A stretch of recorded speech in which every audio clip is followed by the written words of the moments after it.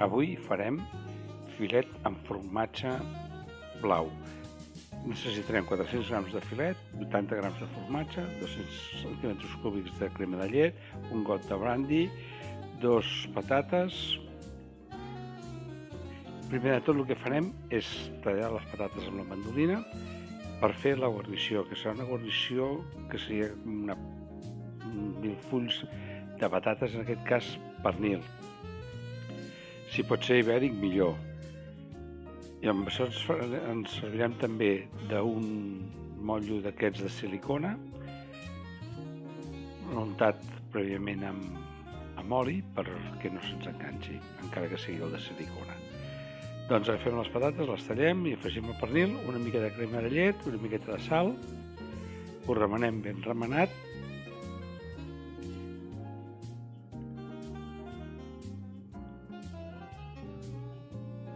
una miqueta de formatge ratllat, del que tingueu, en aquest cas jo tenia aquest del Caserio, però del que tingueu. És perquè faci com que es lligui.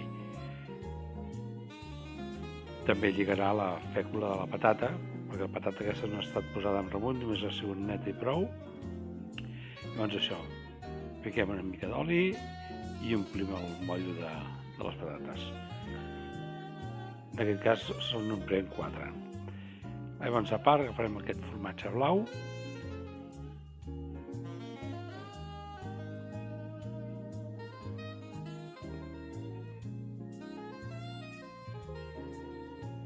i el que farem és que la paella sigui ben calenta i els filets amb sal i pebre i una miqueta d'oli, mai oli a la paella, perquè si no se'ns quema l'oli, així d'aquesta manera, doncs sellarem els filets.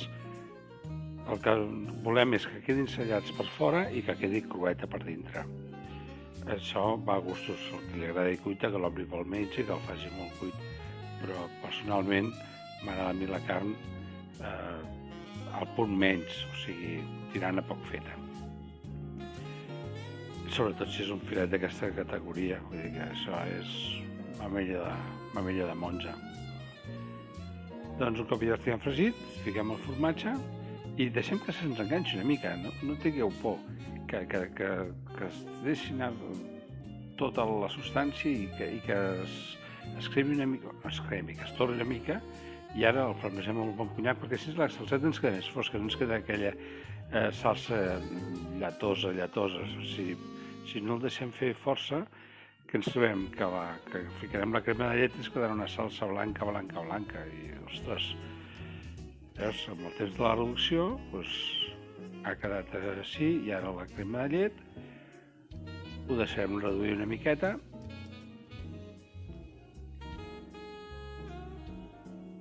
allò que queda aquest coloret més marronós que fa de més bon veure.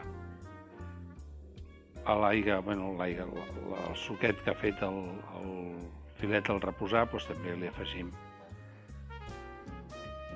Mentrestant hem ficat al forn, que no hi he dit, hem ficat al forn les patates a 150 graus una mitja horeta, més o menys. 150 graus, mitja hora. Això ho punxeu amb un ganivet i aneu tirant, el punxeu. Si es clava bé, és que està cuit. Si fa crec, que es nota la patata que vas passant la patata, doncs el deixem una estona més. Ara ja tenim la salsa, tenim els filets fets i la patata no trigarà en res.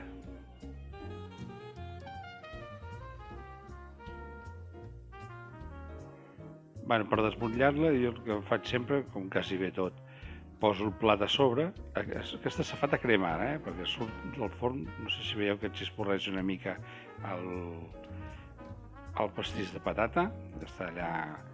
Doncs posem un plat del revés a sobre.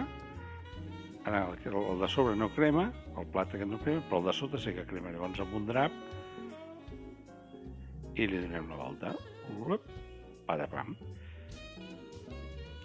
I ara ja el tenim a punt. Ara només apretar una miqueta el moll, però molt poc, amb les mans, molt suau, que notis que el pastís de patata baixa.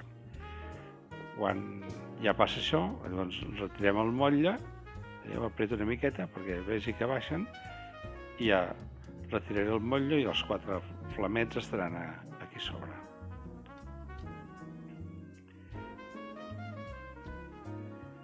Veus que bé, que macos que han quedat.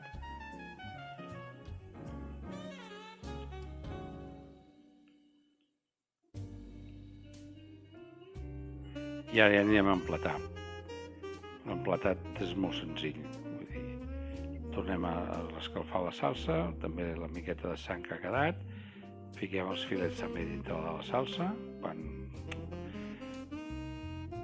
amb el temps de l'espera que estigués el pastís s'ha quedat una miqueta coagulada la salsa, però la que l'escalfem torna a tindre la textura que nosaltres volem.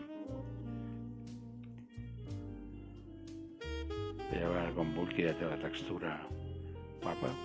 Doncs vinga, anem a emplatar.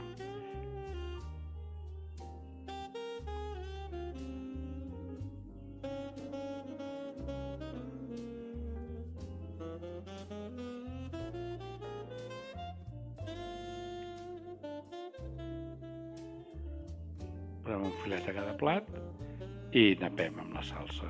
Amb la cullera napem de la salsa, que amb aquest formatge blau queda boníssim, boníssim. És un formatge blau seretà, però podeu fer servir el roquefort, el cabrales, el que vulgueu vosaltres. Aquest en aquest cas és de llet de vaca crua, però el roquefort, per exemple, és de llet d'ovella.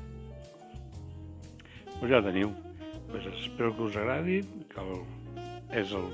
aquest segur que ja l'he fet més d'una vegada, però és la manera més senzilla i més ràpida de fer. I el resultat és boníssim.